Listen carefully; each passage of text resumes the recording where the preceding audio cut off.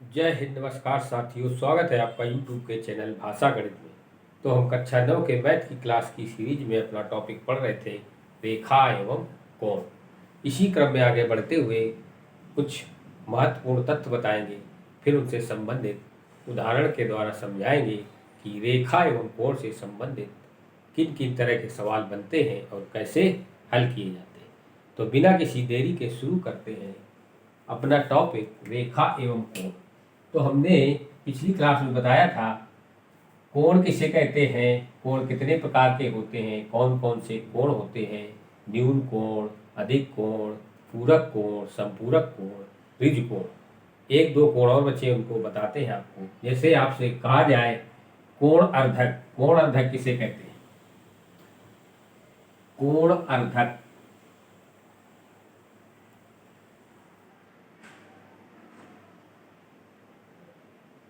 ये जैसे कोई कोण है, कोण कौन सा है? A B C. इसका नाम क्या है? A B C. ऐसा कोण जो दो बराबर भागों में बंट जाए उसको हम क्या कहते हैं? अर्धक कोण। क्या कहेंगे? अर्धक कोण। इसको समझेंगे कैसे? जैसे इस पूरे कोण का मान, यानी कोण ए बी सी। ए बी सी का मतलब क्या है? हम इस पूरे कोण को लेंगे तो इसका नाम क्या लिखेंगे? पूरा कोण जब लेंगे तो इसका नाम क्या होगा? A B C. या हम इसको सी बी ए भी पढ़ सकते हैं। यदि इसका मान हमने दे दिया 60 डिग्री, अब आपसे बोलेगा कि बी डी एक ऐसी रेखा है जो कोण ए बी सी को दो बराबर भागों में बांटती है, यानी कि ये बी डी जो है इसकी कोण अर्धक रेखा है। कोण अर्धक रेखा हमेशा कोण को दो बराबर भागों में बांटती है। तो यदि ए बी सी बराबर 60 डिग्री है तो आपसे पूछा जाएगा, इसका नाम दे दो एक्स और इसका वाई।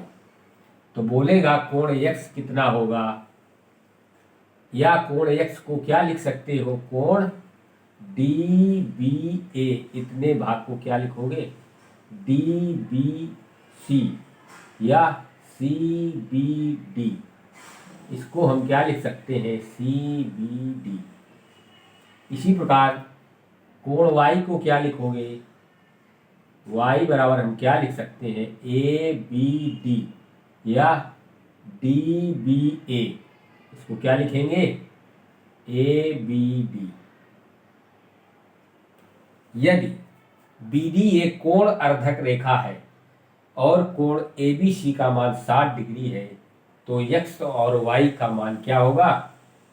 30-30 डिग्री होगा, क्योंकि कोण अर्धक रेखा कोण को दो बराबर भागों में बांटती है। इसी तरह से आपसे सवालों में इससे संबंधित आपके सवाल आएंगे तो आपको हल करना पड़ेगा।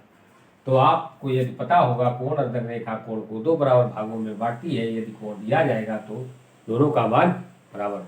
समझ गए? इसी प्रकार हमने बताया था ऋज कोण। ऋज कोण क्या होता है?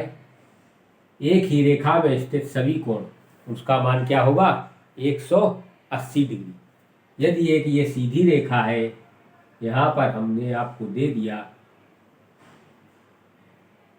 यहाँ पर क्या दिया हमने? इस कोण का मान दे दिया हमने 30 डिग्री और इसका मान दे दिया 20 डिग्री। तो आपसे बोलेगा, क्या बोलेगा?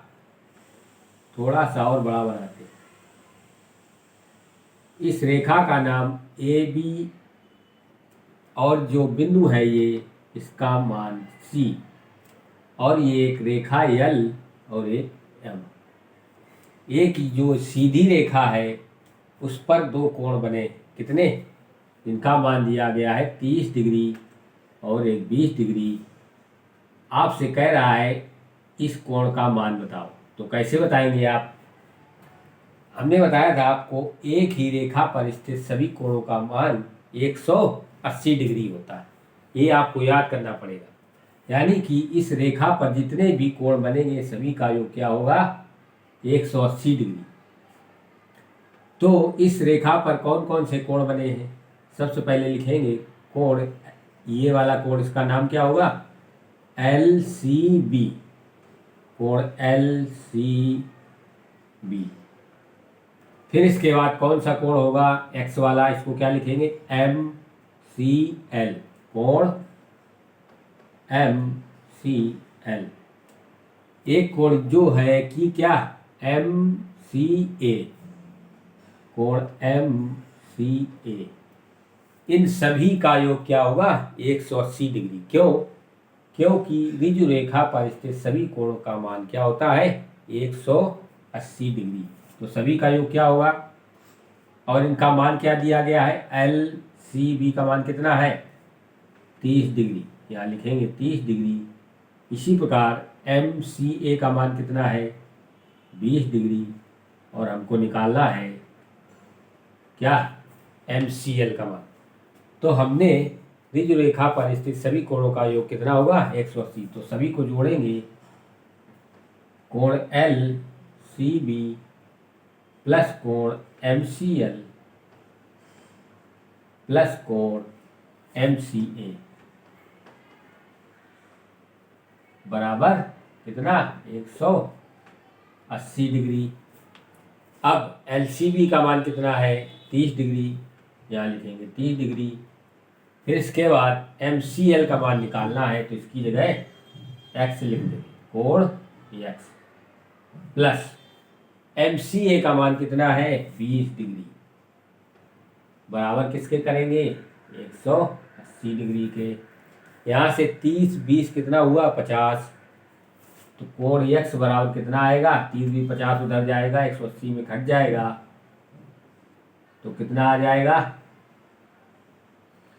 कोण एक्स का मान कितना आएगा 130 डिग्री। कितना आया, कोण एक्स का मान कितना पूछ रहा था, इसका मान 130 आएगा। समझ गए? इसी तरह से आपसे सवाल पूछे जाएंगे। अब आगे चलते हैं।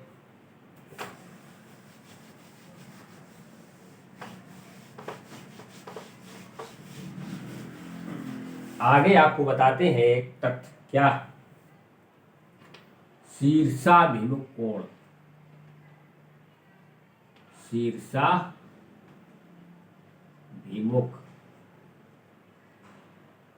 कोण, शीर्षाभिमुख कोण के बारे में बताते हैं आपको।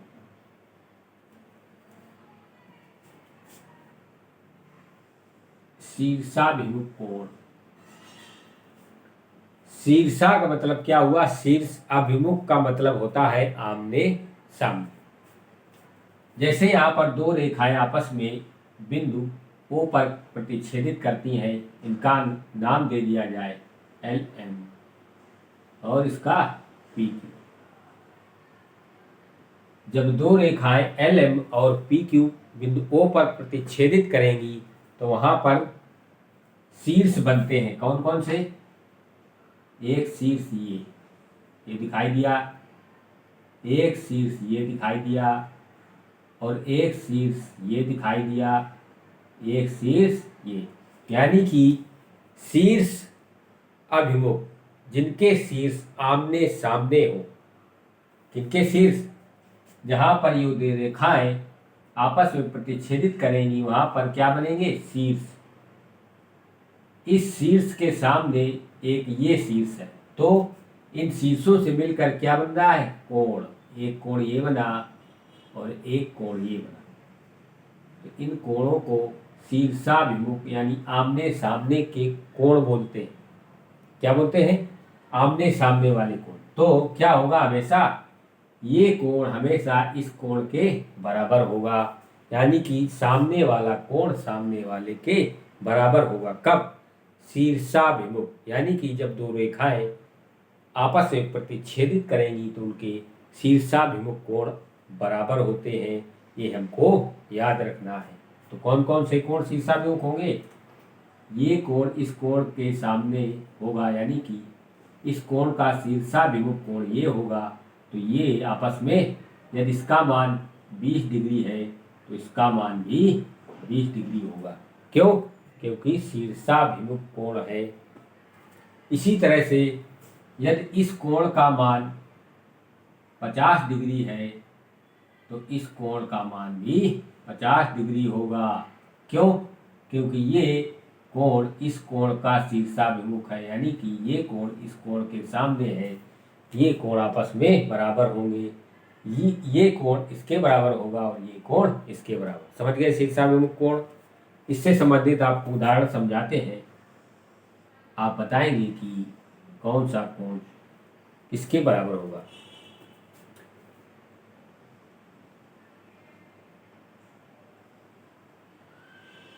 ये जैसे रेखाएं दी गई तो आप क्या देखेंगे, जैसे कि शीर्षाभिमुख कोण, ये कोण जो है इस कोण के बराबर होगा। समझ गए। जब तीन रेखाएं आपस में प्रतिच्छेदित करेंगी तब भी शीर्षाभिमुख कोण बनेंगे। तो ये कोण इसके बराबर होगा और ये कोण जो है इस कोण के बराबर होगा, और जो बचा ये कोण इस कोण के बराबर होगा। समझ गए। इसका नाम दे देते हैं L, इसका M, इसका P, इसका Q, इसका R, इसका S। LM रेखा, PQ रेखा और RS रेखा, ये एक बिंदु O दे देते हैं। इसका नाम क्या देते हैं? O बिंदु पर प्रतिच्छेदित करेंगी तब शीर्षाभिमुख कोण बनेंगे और शीर्षाभिमुख कोण आपस में बराबर होंगे। ये कोण इसके बराबर होगा, ये कोण इसके बराबर होगा और ये कोण इसके बराबर होगा। और इन सभी कोणों का योग कितना होगा?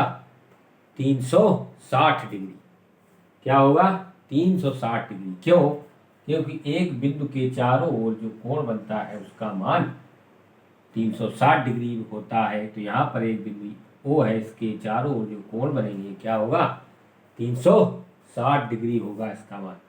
तो आपसे यदि पूछा जाए, जैसे कह दिया जाए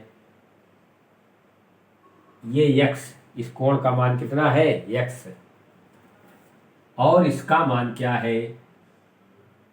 y है। इसका मान कितना है? y है। तो इसका मान जैसे बोल दिया जाए इसका x है और इसका y है, तो आपसे कह दिया जाए तो इस कोण का मान क्या होगा? तो इसके सामने जो है इस कोण का मान भी x होगा। अब इस कोण के सामने कौन सा कोण बना है? तो इसका y होगा। समझ गए। अब बचा क्या? ये इसका मान लिया जाए z है, तो इस कोण का मान ये z है, तो इसका भी z होगा। और इन सभी का योग कितना होगा? 360 डिग्री। समझ गए। तो पेपर में आपसे पूछा जाएगा, इनका अलग अलग मान दिया जाएगा और आपको निकालना होगा। तो इसी से संबंधित सवाल भी देख लेते हैं। शीर्षाभिमुख कोण से संबंधित एक सवाल देखते हैं और एक ऋजु रेखा से भी देखेंगे।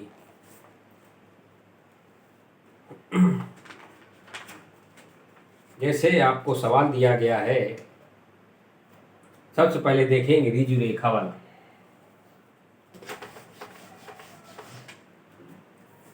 जैसे यहाँ पर एक ये रेखा बनी है ऐसे,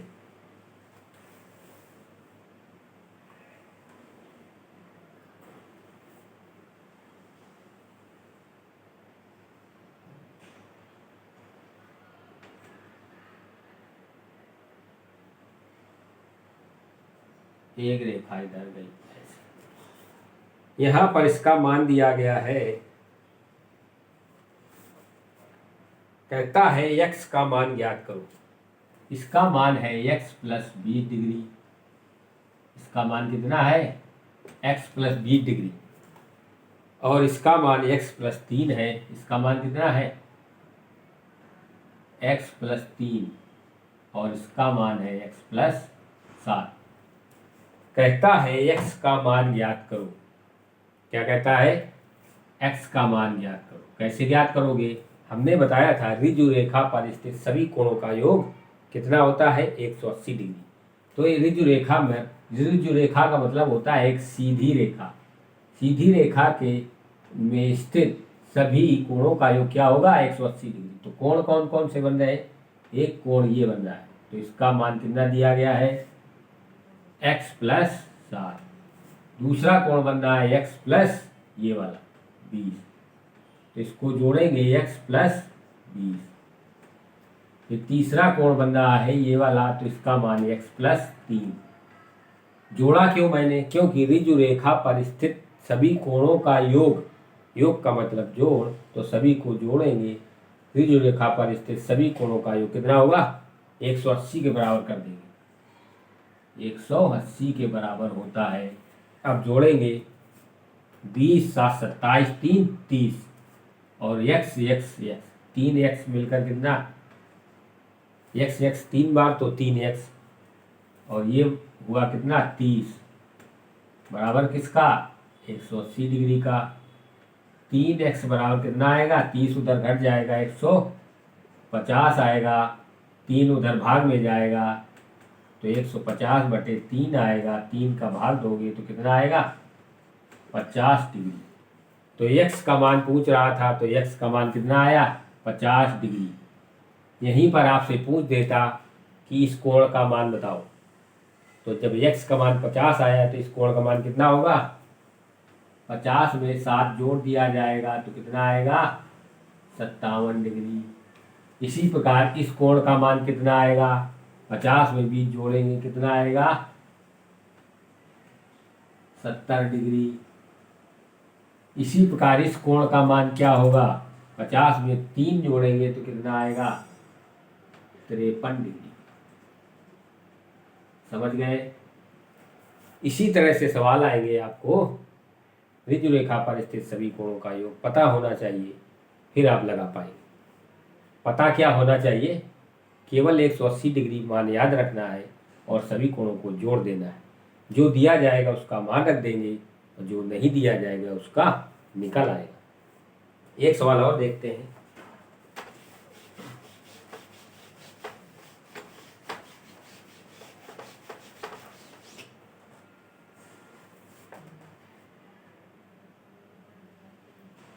कहता है आकृति में दिया गया है,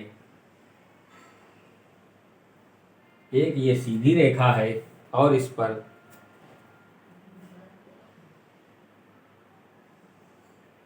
इस तरह से कोण दिएगा 3x 3x और x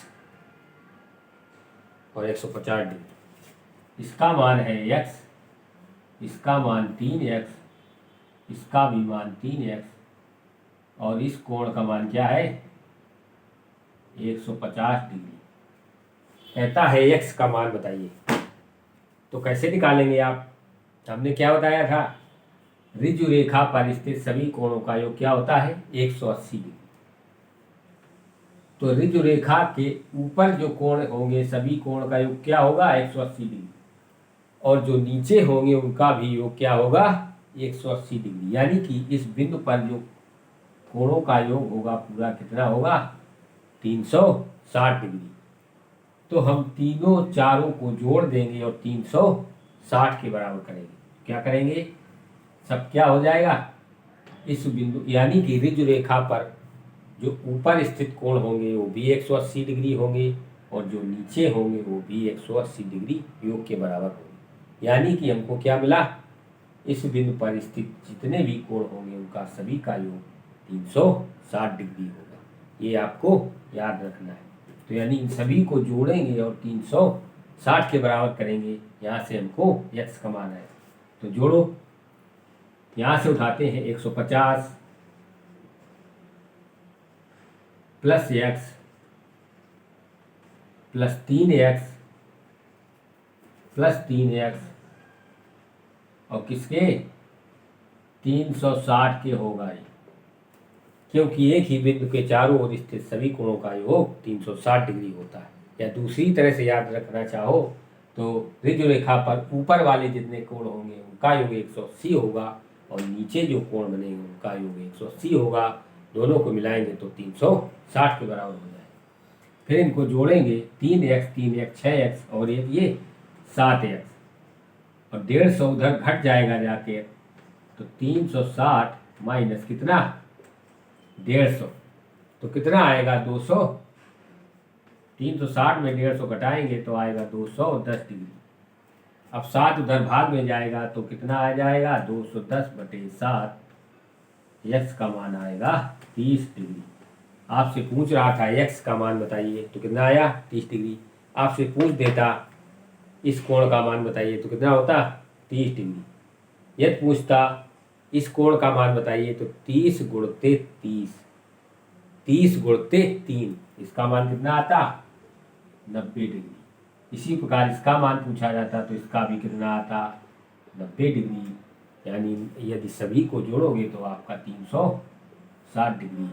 बात समझ गए।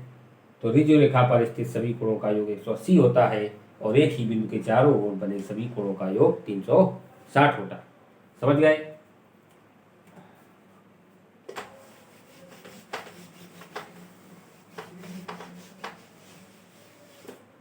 अब बताते हैं आपको संपूरक कोण से संबंधित सवाल। संपूरक कोण का मान क्या होता है, ऐसे दो कोण जिनका योग 180 डिग्री हो और पूरक कोण जिनका योग 90 डिग्री हो उसको हम पूरक कोण कहते हैं। यानी कि इनको पूरक कोण युग्म के रूप में जाना जाता है। कोण युग्म का मतलब होता है जोड़ा, दो कोणों का जोड़ा। कोण युग्म कौन कौन से होते हैं, पूरक कोण और संपूरक कोण। तो पूरक कोणों का मतलब क्या है, दो ऐसे कोण जिनका योग कितना होगा, 90 डिग्री।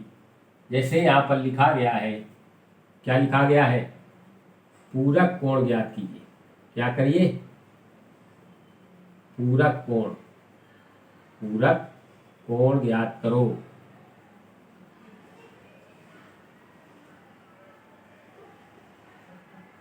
किसका, 30 डिग्री का पूरक कोण बताइए। आपसे पूछा जाएगा 30 डिग्री का पूरक कोण ज्ञात करो तो कितना होगा। हमने आपको बताया था पूरक कोण का मान, दो कोणों का योग कितना होता है, 90 डिग्री। 30 डिग्री का पूरक कोण कह रहा है तो हम 90 में यदि 30 घटा देंगे तो कितना आएगा, 60 डिग्री। तो 30 डिग्री का पूरक कोण कितना होगा, 60 डिग्री। समझ गए। अब इसी तरह से संपूरक कोण ज्ञात करने के लिए पूछा जाएगा तो क्या करेंगे आप, ऐसे दो कोण जिनका योग 180 होगा। जैसे आपसे कहता 60 डिग्री का संपूरक कोण बताओ, 60 डिग्री का संपूरक कोण क्या होगा, 60 डिग्री का संपूरक कोण। तो क्या करेंगे, 180 में 60 घटा देंगे तो कितना आएगा, 120 डिग्री। समझ गए। अब इसी क्रम में आगे बढ़ते हुए हम आपको अगली क्लास में बताएंगे क्या सवाल, कुछ बेहतरीन सवाल जो आपके जहन में बस जाएंगे, आप कभी भी नहीं भूल पाएंगे। तो आज की कहानी यहीं तक, अगले दिन अगली क्लास में मिलेंगे, तब तक के लिए धन्यवाद।